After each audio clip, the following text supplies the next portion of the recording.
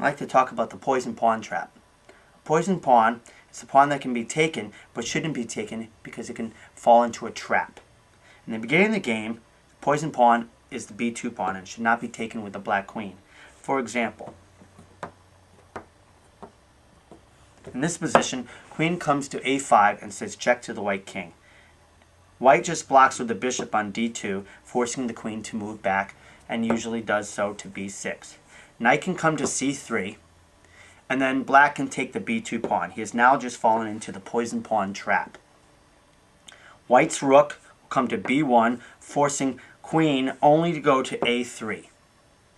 White knight can now go to b5. It attacks the queen, and also c7, which forks the king and the rook.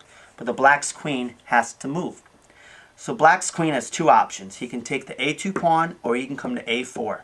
He can't come to a5 because of the bishop on d2, and he can't come to a6 because of the knight going to c7, forking the king, rook, and queen, and of course the bishop on f1 taking the queen.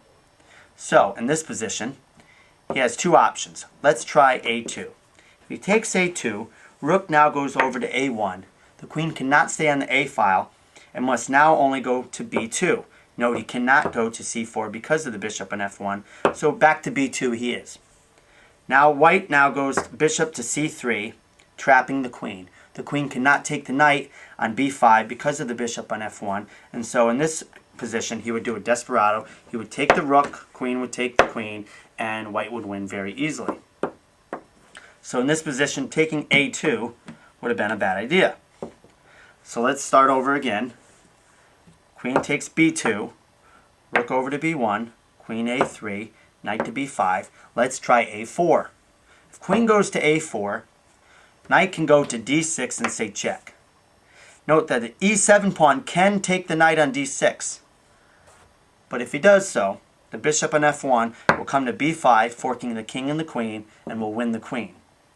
So in this case, black would go to d8, because he will not go to a white square because of the fork over here on b5 with the bishop. So he'll go to d8. White can go to f7, forking the king and the other rook now.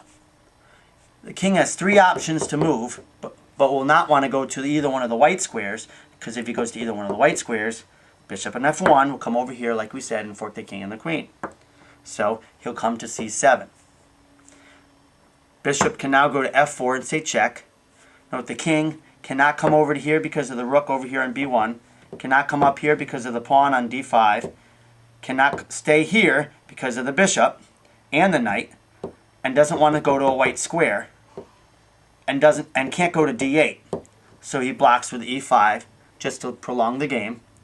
Bishop can take, blocks, bishop can take, and now the king's only move is to go to d7, whereas the white now can bring his bishop from f1 over to b5, forking the king and the queen. The knight can block or the queen can take, and white will take back, and white will win this game very easily. So this is a poison pawn trap.